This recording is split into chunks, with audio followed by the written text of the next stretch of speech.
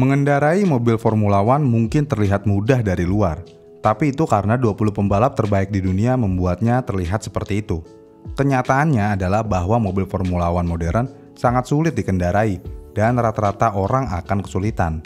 Kalau nggak percaya, coba deh main game F1 22 atau F1 21. Semua asisnya dimatiin ya, melintir mulu itu ban. Tapi itu kan cuman game. Ya memang sih cuman game kalau dimainin pakai controller.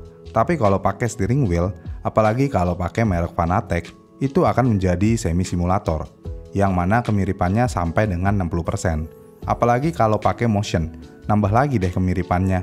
Dan kenapa simulator nggak bisa sampai 100% mirip, bahkan menyentuh angka 70-80% aja nggak bisa.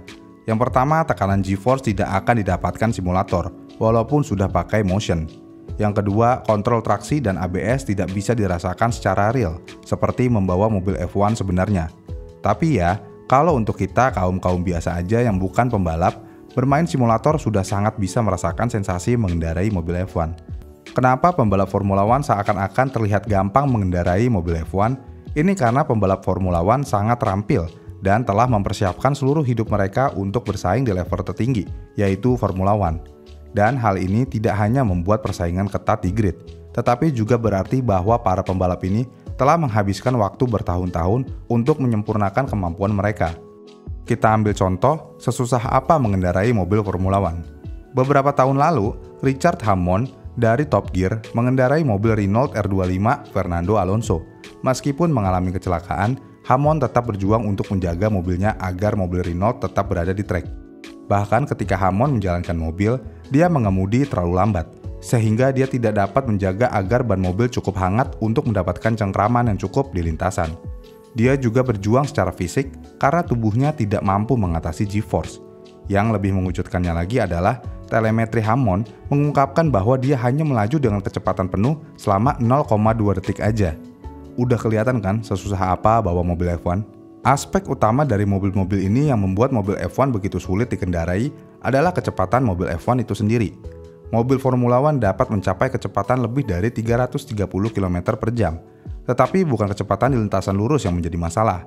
Kecepatan menikung adalah masalah utamanya.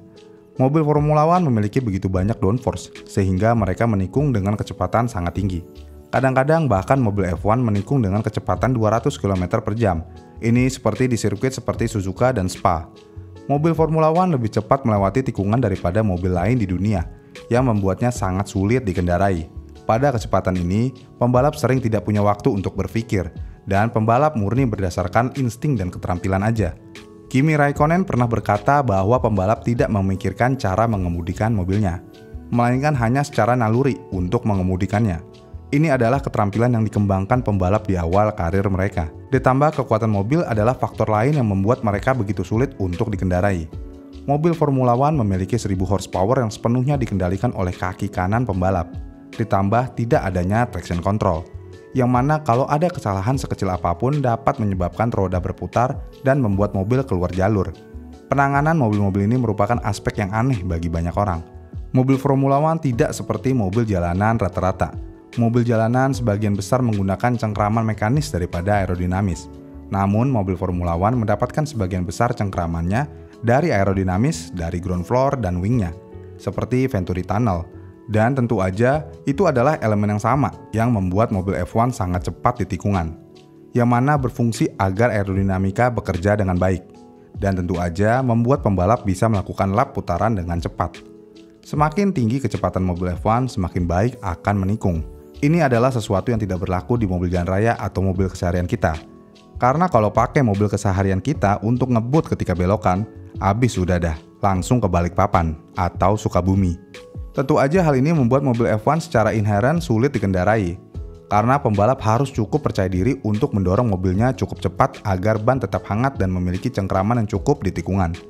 Faktanya adalah, kalau nggak ngebut, mobil F1 akan lebih sulit dibawa atau dikendarai. Selama bertahun-tahun, Formula One memiliki alat bantu pembalap seperti traction control dan anti-lock brake. Namun bantuan ini sekarang telah dihapus untuk membuat mobil lebih sulit dikendarai dan menciptakan lebih banyak tantangan bagi pembalap. Dan tentu aja ini menambah keseruan menonton balap Formula One. Sistem pengereman anti-lock atau disingkat ABS adalah sistem yang memantau tekanan rem yang diterapkan oleh pembalap. Jika pembalap terlalu banyak memberikan tekanan kepada rem, sistem akan secara otomatis mengontrolnya dan mencegah rem mengunci dan kehilangan cengkeraman. Tapi untuk saat ini, karena sudah tidak digunakan lagi, jadi pembalap sekarang perlu mengontrol tekanan rem mereka sendiri. Makanya kalau di balapan sekarang, ada aja kan tuh pembalap yang mengalami lock brake. Ditambah traction control juga udah nggak dipakai mobil F1 modern. Sistem traction control ini sebenarnya bekerja hampir sama dengan ABS, tetapi kerjanya hanya memonitor throttle sebagai gantinya. Jika pembalap menerapkan terlalu banyak throttle, kontrol traksi akan memodulasi daya yang mengalir ke roda dan mencegahnya berputar. Walaupun kejadian spin akan tetap ada, tapi tidak akan sering. Ditambah karena mobil Formula One modern tidak memiliki kontrol traksi, maka pembalap harus lebih teliti dalam menggunakan throttle untuk mencegah wheel spin. Selain itu semua, ada juga G-Force. G-Force yang harus ditanggung oleh para pembalap adalah salah satu elemen yang menjadikan Formula One salah satu olahraga yang paling menguras fisik di planet ini. Pembalap Formula One terkadang menerima lebih dari 5G. Ini sama aja seperti yang dialami pilot pesawat tempur. Dan pertanyaannya, apakah orang biasa bisa mengendarai mobil F1? Jawabannya sih ya bisa, kalau cuma sekedar mengendarai tapi tidak untuk membalap. Kalau mau nyobain mengendarai mobil F1, ada berbagai tempat yang bisa dikunjungi. Tapi tidak ada di Indonesia ya. Ini semua berada di luar negeri semua. Kebanyakan sih di Eropa. Jadi orang biasa bisa mengendarai beberapa putaran di trek balap sungguhan. Namun itu bukan hal yang mudah untuk dilakukan. Dan harganya pasti sangat luar biasa mahal. Tapi sensasinya pasti akan beda banget. Karena mengendarai mobil F1 terasa sangat berbeda dari mengendarai mobil jalanan biasa. Ada beberapa faktor yang berbeda kalau mengendarai mobil F1 dan mobil jalanan biasa. Yang pertama, kalian akan duduk jauh lebih rendah daripada mobil jalanan biasa. Nah, karena saking rendahnya, mungkin kalian bisa merasakan setiap gundukan kecil di aspal. Kalian akan merasakan ketegangan pada tubuh kalian, terutama leher, saat kalian mengalami G-force yang tinggi. Ditambah lagi, pada dasarnya pembalap F1 tidak duduk seperti mobil biasa. Posisi mengemudi mobil F1 lebih menyerupai berbaring di kokpit, dengan kaki terangkat lebih tinggi dari pinggul. Nah, kalau ada komen, ya paling mirip-mirip kayak bawa go-kart. Ya memang ada benarnya juga sih. Mobil Formula One mirip seperti go-kart dalam arti tertentu. Dan penanganannya cukup sederhana. Go-kart kebanyakan meluncur melalui sudut.